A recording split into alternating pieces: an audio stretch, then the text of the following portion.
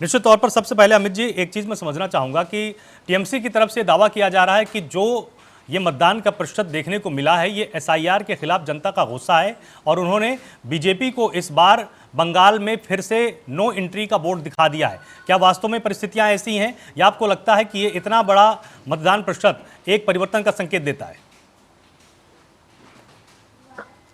देखिए, निश्चित तौर पर जिस तरीके से प्रतिशत में वृद्धि हुई है शुक्ला जी, उसको अगर देखा जाए तो ये अभूतपूर्व है। मैं तो सबसे पहले इलेक्शन कमीशन का धन्यवाद करूंगा जिन्होंने इतनी सूझबूझ के साथ इतना लगकर इस इलेक्शन को करवाया गया और एक भी जीव की हत्या नहीं हुई। ये बहुत बड़ी बात है। देखिए, ममता बनर्जी जो कह रही हैं कि हम लोग फिर से लौट कर आएंगे, हम लोग पूरे ताकत से लड़ेंगे, तो चाहे जितना जोर लगा लीजिए, जीतता वही है अंतोगत्वा जिसके ऊपर जनता का भरोसा होता है। और ममता बनर्जी ने जनता का भरोसा खो दिया है और ये स्पष्ट है।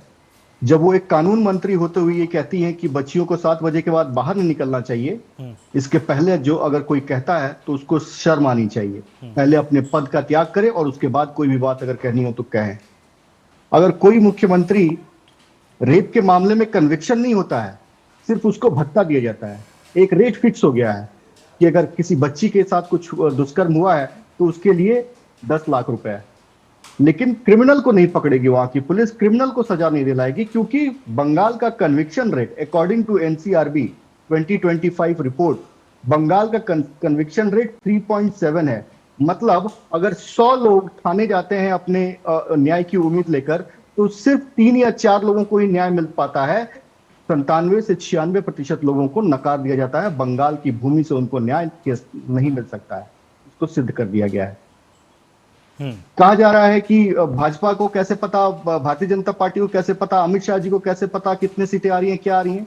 याद कीजिए शुक्ला जी, 2021 में प्रशांत किशोर टीएमसी के स्ट्रैटेजिस्ट थे। उन्होंने क्या कहा था कि 100 का आंकड़ा बीजेपी नहीं कर पाएगी।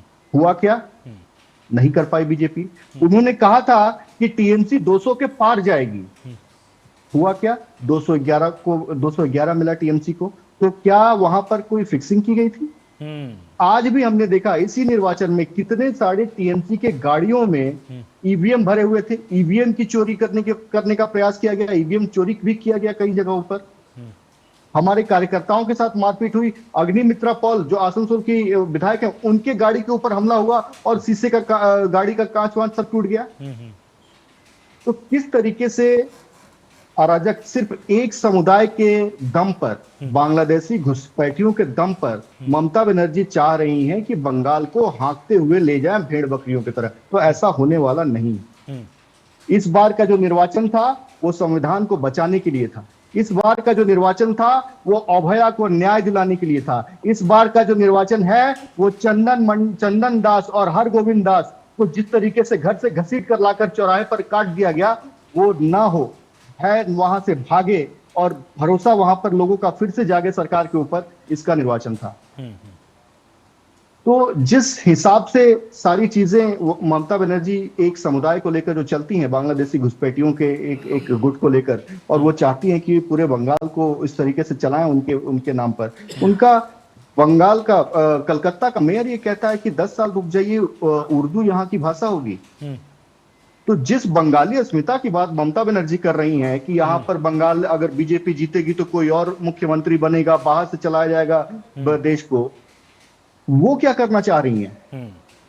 बंगाल की संस्कृति, बंगाल की भाषा, बंगाल की अस्मिता सब एक समुदाय के चरणों पर रख दिया है।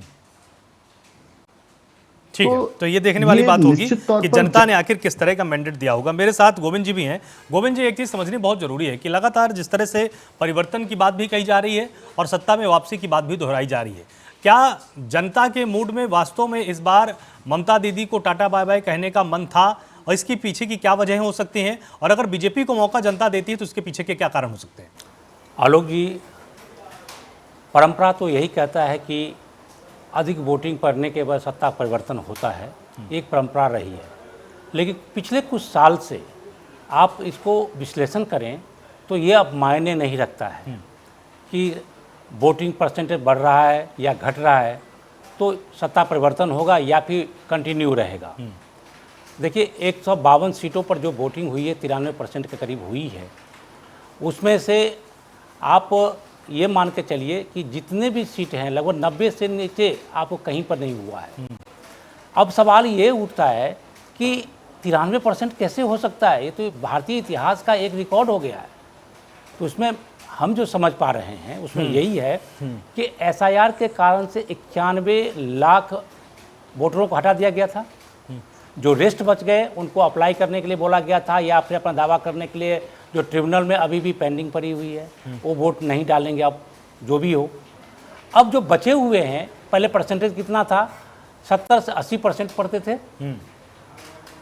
और जो SIR के नाम पर जिनकी मृत्यु हो चुकी है, जो वहाँ आप नहीं रह रहे हैं, इसमें भी बहुत सारी संख्याएं हैं जिनका नाम काटा गया। 91 लाख में से वो भी हैं, कम से कम 10-15 लाख तो होंगे ही होंगे। ऐसे इतने सालों बाद SIR हुआ है, तो 2002 में हुआ था, उसके बाद से तो वोट कितना पड़ता था? वही 70-80%, 82% पिछले बार हुआ था 2021 में।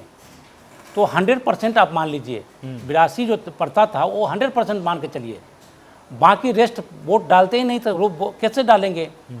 तो वो थे ही नहीं, या तो वो उनकी मृत्यु हो चुकी है, या पर वो दिल्ली बॉम्बे कहीं रह रहे हैं, वोट डालने के लिए नहीं गए। अब इस बार उसका नाम कट चुका है। अब वोट इतना पड़े क्यों? तो जो बाहर के लोग थे उनको लगा कि मेरा वोट बचा हुआ है वहाँ पर, इसलिए अस्तित्व की लड़ाई है। अगर इस बार हम वोट नहीं डालेंगे तो हो सकता है कि अगली बार हमारी भी वोट चली जाएगी और हमारी नागरिकता पर भी आघात हो सकता है। इसलिए सारे जितने भी मजदूर कहे हैं, चाहे बड़े बढ़ के भी कहे, सब बंगाल गए और वहाँ वोटिंग दिया है। तो परसेंटेज के हिसाब से देखा जाए तो दोनों मिला जुला कर वही परसेंटेज है जो वोट पड़ते आ रहे थे। हाँ, जिनकी वोट कट गई मैं उसका हिसाब नहीं जोड़कर यहाँ रखा हूँ। और रही बात कि किसकी जोर दिखाई पड़ रही है,